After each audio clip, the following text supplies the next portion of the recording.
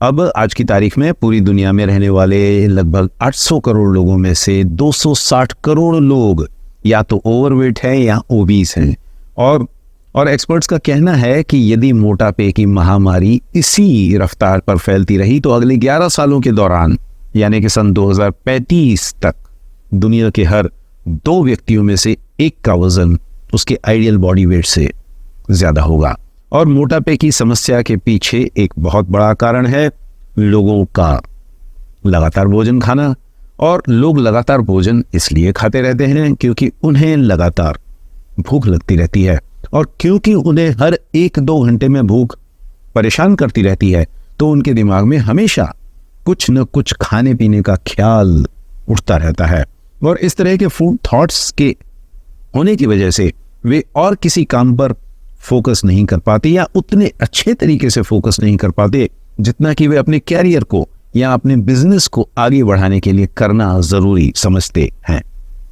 अब जैसा कि मैं पहले भी कई अन्य वीडियोस में डिस्कस कर चुका हूं कि वैसे तो इस कांस्टेंट ग्रीजिंग की आदत को कंट्रोल करने के कई तरीके हैं, लेकिन एक तरीका ऐसा है जिसमें आपका कोई खर्च नहीं होता, आपको किसी न्यूट्रिशनिस्ट या किसी डाइटिशियन को हायर नहीं करना पड़ता या किसी महंगे कंसल्टेशन पर अपने जीवन की कमाई उड़ानी नहीं पड़ती।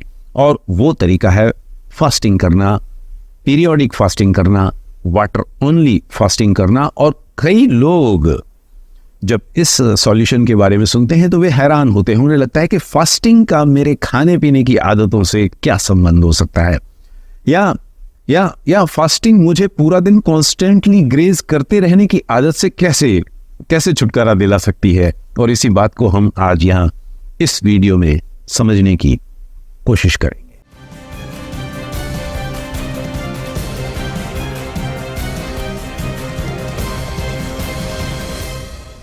और यह समझने वाली बात यह है कि फास्टिंग ये चमत्कार 3 अलग अलग लेवल्स पर करती है। सबसे पहली स्टेज पर फास्टिंग आपके मानसिक संयम को बढ़ाती है। मानसिक संयम मतलब कॉग्निटिव रिस्ट्रेंट। जब कोई व्यक्ति उपवास करता है, व्रत रखता है या फास्टिंग की प्रोसेस को एडॉप्ट करता है तो वो 1 या 2 दिनों के लिए भोजन से दूर रहता है, जिसे यदि दूसरे शब्दों में कहा जाए तो वो अपने खाने पीने की नॉर्मल हैबिट्स को 1 या 2 दिनों के लिए तोड़ देता है। और ये 24 या 36 घंटे का या 48 घंटे की हैबिट ब्रेकिंग प्रोसेस उसके ब्रेन को सेल्फ कंट्रोल की आदत सिखाती है और आगे चलकर उसके ब्रेन को हेल्थ फ्रेंडली डिसीजंस लेने में सहायता करती है। हेल्थ बेनिफिट्स प्राप्त करने के लिए उपवास रखने या व्रत रखने के बारे में एक बात समझ लेना जरूरी है, और वो ये कि ये कोई डाइटरी प्रैक्टिस नहीं है, बल्कि ये एक तरह की मेंटल और इमोशनल एक्सरसाइज है जो आपकी इच्छा शक्ति को बढ़ाती है, आपकी विल पावर को डेवलप करती है, खासतौर से उस इच्छा शक्ति को जो आपको अपने फूड इनटेक को कंट्रोल करने के लिए जरूरी होती है। जिस तरह से लोग जिम्नेशियम जाकर अपने मसल्स को मजबूत बनाने के लिए डेली बेसिस पर कुछ वेट लिफ्टिंग करते हैं, कुछ एक्सरसाइजेस करते हैं, ठीक उसी तरह से जब कोई व्यक्ति लगातार कई महीनों तक रेगुलरली फास्टिंग करता रहता है तो उससे उसकी इच्छा शक्ति मजबूत होनी शुरू हो जाती है।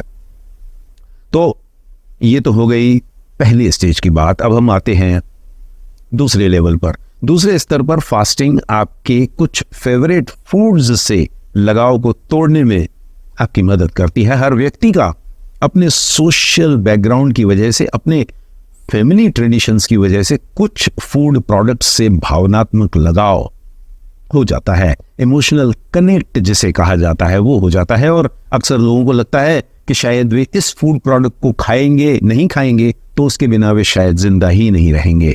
और इस तरह की डिपेंडेंसी उन्हें उस फूड प्रोडक्ट का गुलाम बनाए रखती है। मैं वेस्ट बंगाल में कुछ ऐसे मिठाई प्रेमियों से मिला हूं जो डेली बेसिस पर संदेश या रसगुल्ला खाने के लिए एक खास दुकान पर जाते हैं, और यदि वे किसी दिन किसी कारणवश उस दुकान पर नहीं जा पाते तो वे पूरा दिन थोड़ा अनईजी फील करते हैं। ऐसे कई लोग हैं जो बचपन से सुबह सवेरे उठकर देसी चाय के साथ एक टोस्ट खाते हैं, और जहां एक जमाने में वो ऐसा मजबूरी में किया करते थे, आज उनके पास ब्रेकफास्ट के कई अन्य ऑप्शंस होने के बावजूद भी वे उस आदत से जुड़े रहते हैं, सिर्फ इसलिए क्योंकि उस अर्ली मॉर्निंग ब्रेकफास्ट से अब उनका एक तरह का इमोशनल अटैचमेंट हो गया है। इसी तरह से ऐसे लाखों लोग हैं जो बिरयानी को तब तक नहीं खा सकते जब तक उसके साथ उन्हें एक पेप्सी या थम्स अप या एक कोक ऑफर में किया जाए।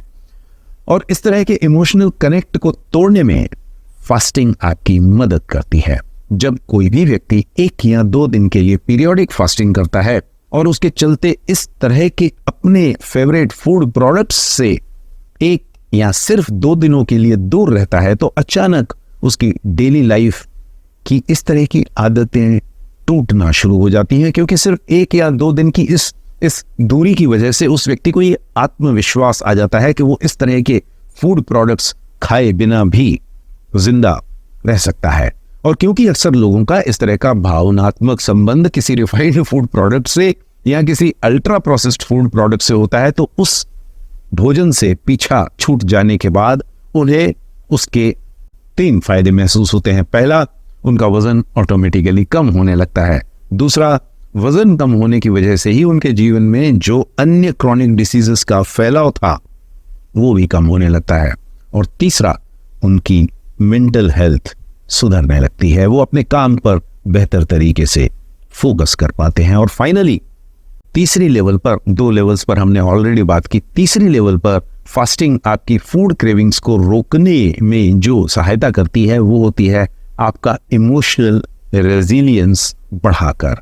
और ऐसा इसलिए होता है क्योंकि जब कोई व्यक्ति पहली बार उपवास रखता है तो नेचुरली ये प्रोसेस उसके लिए आसान तो नहीं होती। उसे अपने मन को थोड़ा मारना पड़ता है, अपने आप को समझाना पड़ता है कि मैं ये जो अपनी मर्जी से आज खाना नहीं खा रहा हूं तो वो इसलिए क्योंकि लॉन्ग टर्म में ये मेरी सेहत को सुधार सकता है, ये मेरी वेलबीइंग को एक नए लेवल पर ले जा सकता है। लेकिन ये 24 या 36 या 48 घंटे का वॉलंटरी कंट्रोल उस व्यक्ति के इमोशनल रेजिलियंस को बढ़ा देता है, और ये इमोशनल रेजिलियंस आगे चलकर जंक फूड या रिफाइंड फूड प्रोडक्ट्स खाने की इच्छाओं को बेहतर तरीके से कंट्रोल करने में मदद देता है। ये इमोशनल रेजिलियंस उस व्यक्ति को एक नया आत्मविश्वास दिलाता है कि अब वो इस तरह के फूड प्रोडक्ट्स का गुलाम नहीं है, और अब वो किसी भी सिचुएशन में इस तरह के फूड प्रोडक्ट्स खाने की इच्छा पर कंट्रोल कर सकता है। फॉर एग्जाम्पल, यदि कोई व्यक्ति कुछ हफ्तों तक सुबह सवेरे प्रतिदिन उठकर 5 किलोमीटर दौड़ता है, तो एक बात तो पक्की है कि फिर बाद में उसे कभी भी 5 किलोमीटर पैदल चलने के बारे में सोचकर जरा भी डर नहीं लगेगा। उसके दिमाग में हमेशा एक आत्मविश्वास बना रहेगा कि मैंने इससे काफी बड़े बड़े काम किए हुए, ये तो छोटा सा काम है, इससे क्या घबराना। और यही मेंटल स्ट्रेंथ, यही इमोशनल रेजिलियंस आगे चलकर आपको अनवांटेड फूड क्रेविंग्स से, आपके दिमाग में लगातार उठने वाले फूड थॉट्स से मुक्ति दिलाने में सहायक होता है। तो ये तो रहे वो 3 लेवल्स या 3 स्टेजेस जिन पर फास्टिंग आपको लगातार कुछ न कुछ खाते रहने की आदत से छुटकारा दिलाने में आपकी सहायता करती है। अब यदि आपने पहले कभी 24 घंटे का या 36 घंटे का उपवास नहीं किया तो नो इश्यूज, उसके बदले आप अपने फास्टिंग कैरियर की शुरुआत इंटरमिटेंट फास्टिंग करके कर सकते हैं। इसके बारे में मैंने ऑलरेडी नरिशिंग काका चैनल पर कई वीडियोस बनाए हुए हैं, जिन्हें देखकर आप उस प्रोसेस के बारे में कुछ ज़्यादा जानकारी हासिल कर सकते हैं। लेकिन यदि संक्षेप में बात करें तो यदि आप अपना रात का डिनर जल्दी खा लेते हैं और दूसरे दिन अपने ब्रेकफास्ट को सिर्फ 2-3 घंटे के लिए भी डिले कर देते हैं, तो इतनी छोटी सी शुरुआत से भी आपको इंटरमिटेंट फास्टिंग के कुछ बेनिफिट्स मिलने शुरू हो जाते हैं। और धीरे धीरे ये सेल्फ कंट्रोल ही आपको अपनी खाने पीने की आदतों की गुलामी से बचाता है।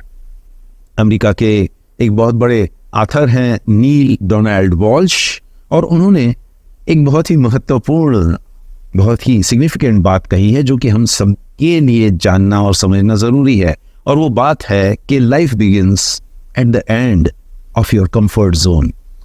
और जब आप उपवास रखते हैं, व्रत रखते हैं या इंटरमिटेंट फास्टिंग करते हैं, तो आप जानबूझकर अपने आप को कंफर्ट जोन से 24 या 36 या 16 घंटे के लिए बाहर ले जाते हैं, और यहीं से आपकी हेल्थ में सही इंप्रूवमेंट आना शुरू होता है। तो इसलिए कोई भी वो व्यक्ति जो अपनी लाइफ क्वालिटी को इंप्रूव करना चाहता है, उसे अपनी पूरा दिन खाना खाते रहने की आदत को कंट्रोल करना चाहिए। और इस कंट्रोल को डेवलप करने के लिए एक सिंपल बात याद रखनी चाहिए, और वो है कि life begins at the end of your comfort zone.